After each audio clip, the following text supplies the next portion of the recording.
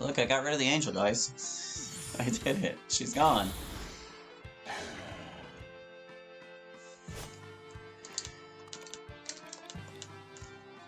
Okay, here it goes.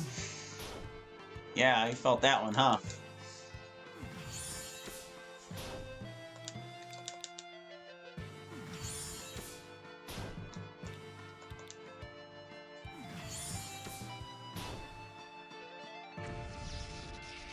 Bye, Chris.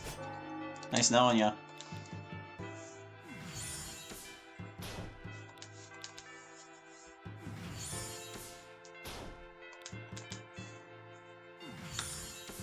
Now he's gonna Greater Cleave and we're all dead.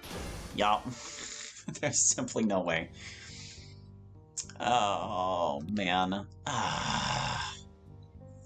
when I should have figured it wasn't going to work that easily.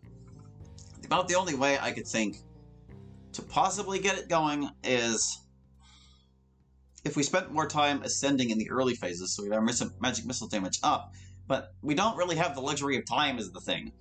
Like, not just because of the Judgment Day time limit, but because we're so frail that even with their stats all the way down and ours all the way up, we're getting dunked on.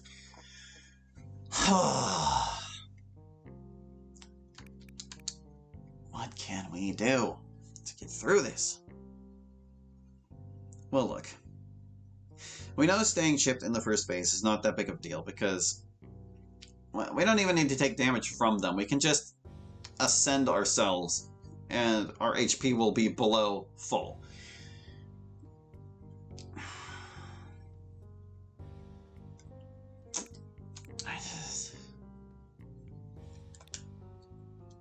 Let me put people back in order. Allie was at the top, and the Chris was in the middle. Sydney was always at the bottom.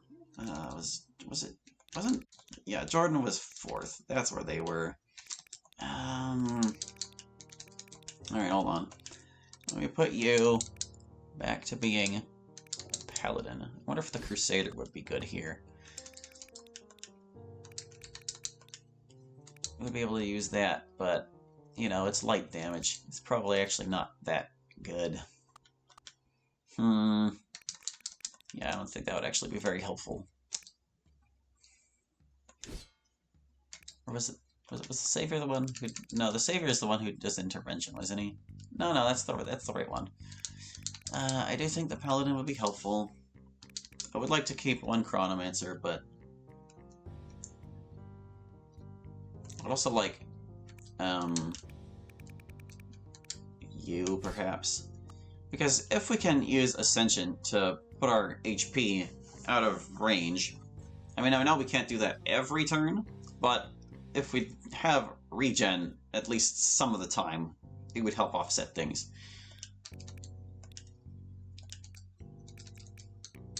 Let's make you the Chronomancer. So that's just a question of who do we want the rest to be.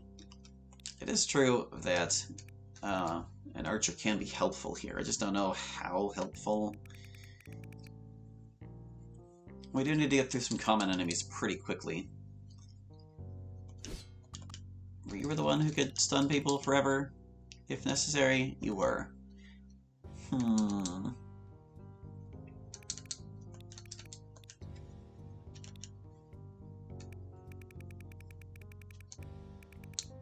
You can become immune to magic, but we're kind of up against like everything here.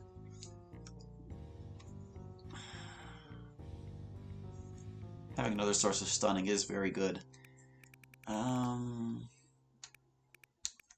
back to being a cleric? I don't know. Clerics do kind of all the kinds of tricks we didn't really explore with much. There's that. No, it wasn't. He can stun too. Yeah, he can stun.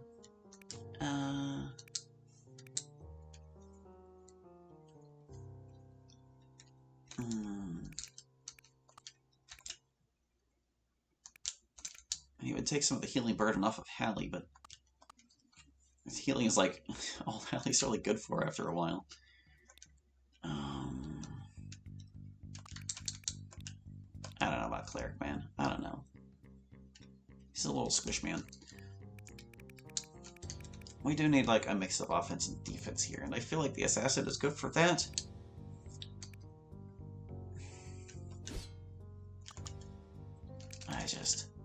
I don't know how we're gonna get through the later bits. It's so intense. Getting there with nobody dying, keeping them all alive enough, but not so alive that they get raptured into nothing.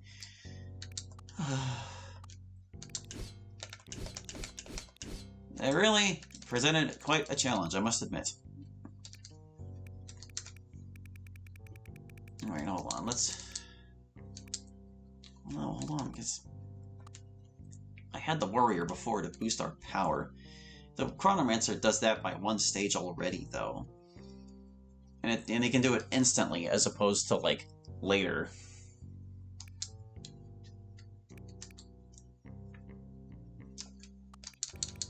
Alright, hold on a second. You're going to be taunting. At the very least. Man, I wish this game had an optimize button. I know it's probably not going to be the best thing, because you would still need to, like, finagle certain things, but... Didn't I give you something that prevents debuffs on you? But they don't really use debuffs in this fight, do they? Like, that's not exactly a concern. Debuffs is like, forget it.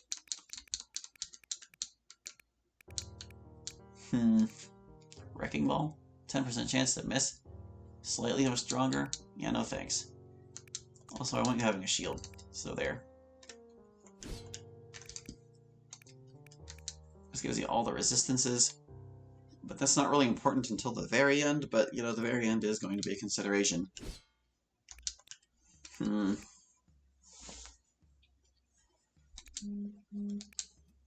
It's not like we did terrible the first time we tried this before we went back to the whole thing. Actually, starting invulnerable in the first turn for you would be pretty good. I don't remember what I had you with before. But you should probably be invincible if you're going to take that first hit.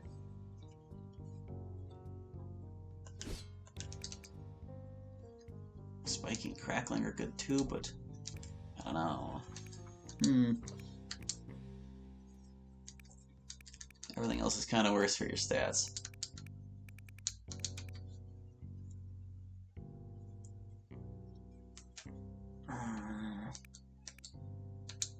I think you being spiking and crackling is probably a little better. Because then you're always doing damage to things. Sure, have the Godslayer skill. And you're going to want to be holding that. Unless there's something better I should give you. Which there might be, given your role. Increases all stats by 5%, but maybe that's not best for you. Actually, yeah, I think I want that on Chris, probably. Because he's going to be using all of his stats. The most out of anyone, really. Your defense is slightly lower for some reason. I don't know why.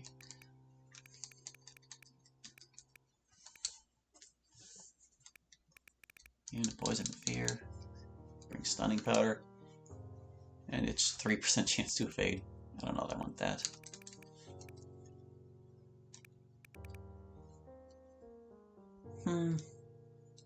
Maybe just more health. Maybe just more health for you. Now you...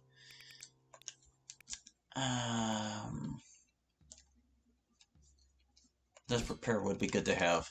Oh, but I should probably give that to you, actually.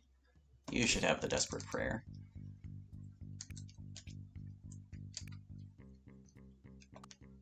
We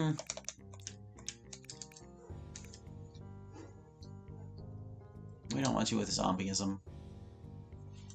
I don't remember what the brimstone thing was. This ain't bad, probably. Give you that. Spell Mirror is nice. You're not really a magic damage person is the thing. Because you're just doing fixed damage and ascending and stuff. It would be good to have him with Mastery, though, because I finally figured out what that is. It gives you double resources at the start, so like his first turn he can use Time Warp for free, basically. This grants the zombify skill.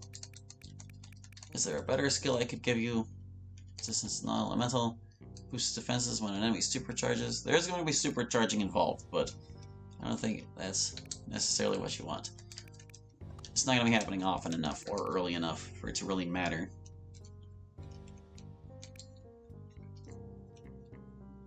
You know, you're not physically attacking, so don't mark enemies. All stats by 5%? Yeah, no. You can take this, I guess. We're not giving that to you. You could use more health. You really could. Okay. Yeah, we want you to have that. You might as well have the other one that also boosts by 5%. What do I want with this? 15% crit chance, physical attacks, mark enemies. You're going to be doing a lot of attacks. I think this actually might be better for you. Can't equip headgear or accessory, but that defense. That defense. Well, it puts you to 58. Let me see what I can get without it.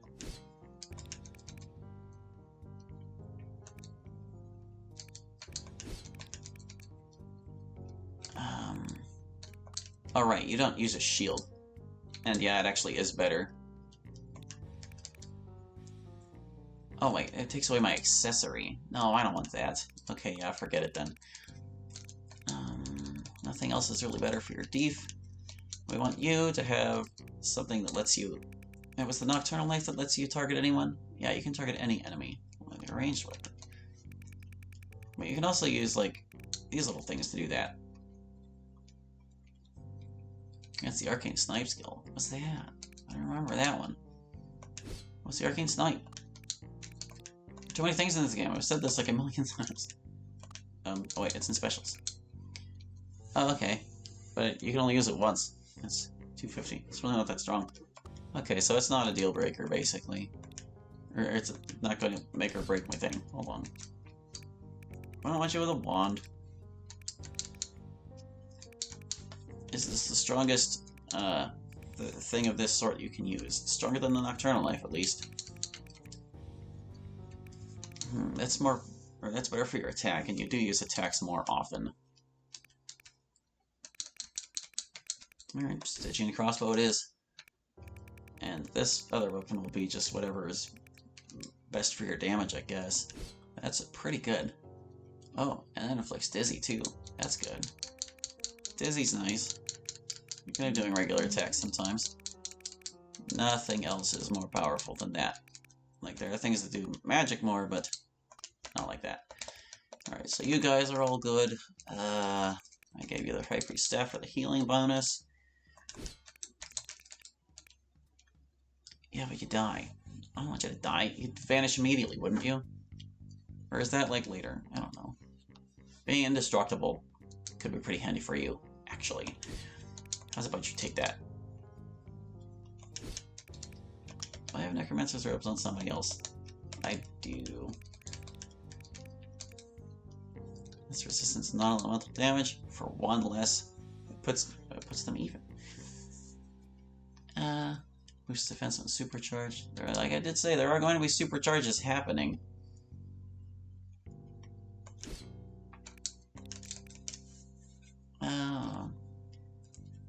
I think I'm going to want the Champion's Cape on my Archer.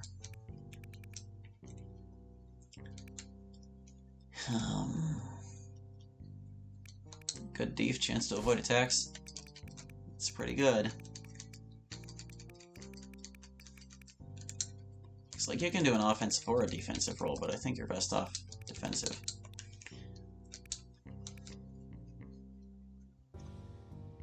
I do want that on hand. And that leaves you... Oh yeah, so we already had an arc element. Yeah, I just didn't ever notice because I was busy giving you shields and stuff. I don't know that the shield is really going to matter, so maybe we'll stick with that.